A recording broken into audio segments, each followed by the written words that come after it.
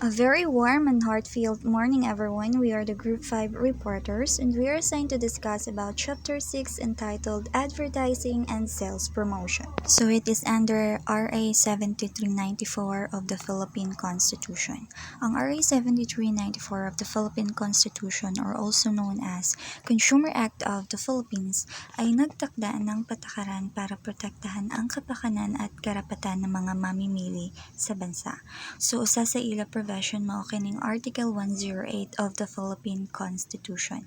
Ang Article 108 of the Philippine Constitution is all about protecting consumer from deceptive advertising and fraudulent sales promotion practices.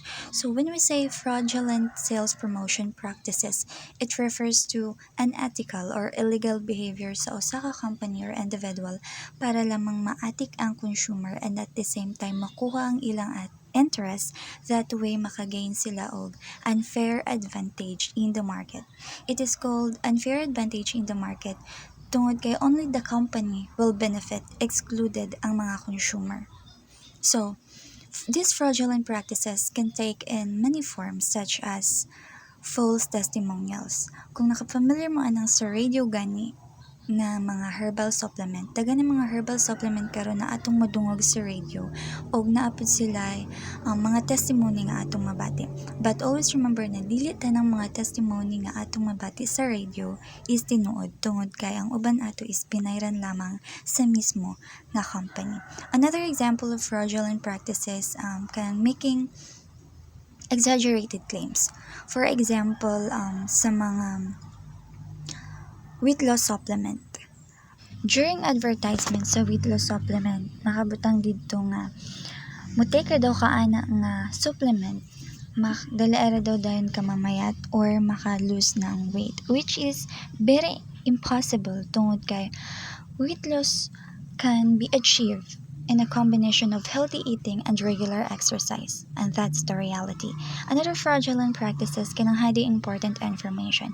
For example, sa food. During advertisement, they claims that certain food contains all natural ingredients, but it failed to disclose that it contains artificial ingredients and preservatives, which is delikado para sa mga naay allergies and dietary restriction.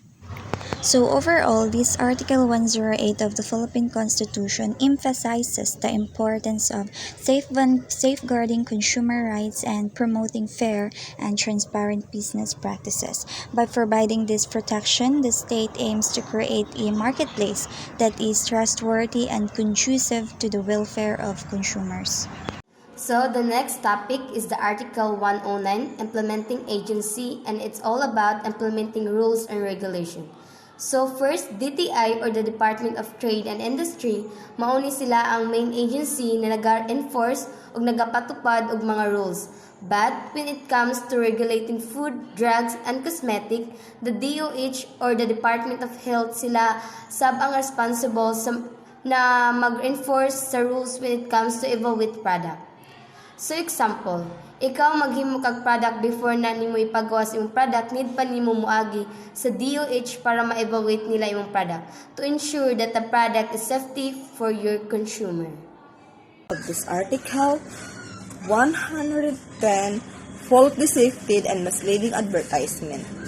So this article is parang nagsulti bitaw og mga fake news nga mga kuan mga issue bang ipakalat bitaw sa radio, TV, social media nga mga ingon ana bitaw nga kuan mga allowful bang mga kuan mga fake news kay namay nakabutan diri ang false deceptive and misleading advertisement.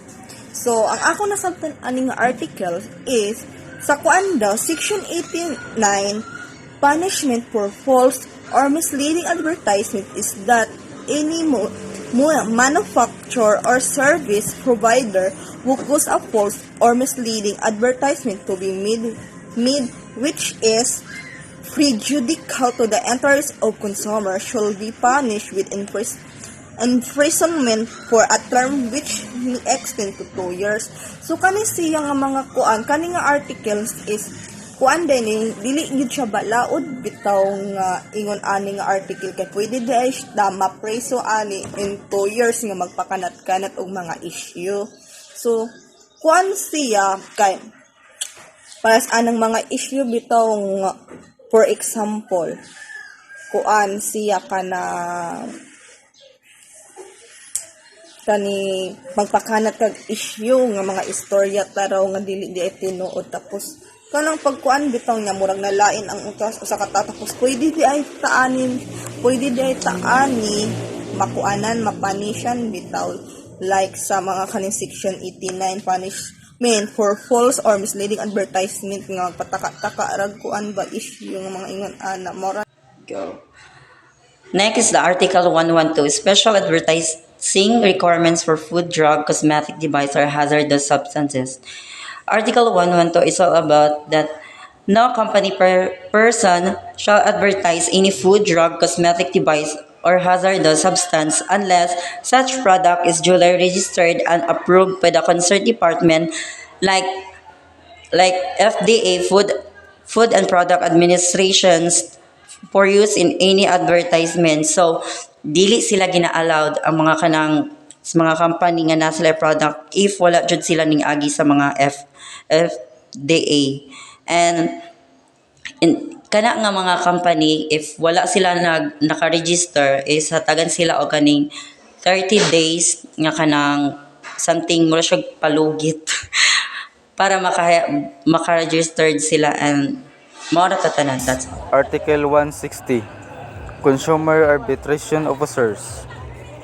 The concerned department secretaries shall have appoint as many qualified consumer arbitration officers as may be necessary for the effective and efficient protection of consumer rights, provided, however, that there shall be not more than 10 consumer arbitration officers per province, including the National Capital Region.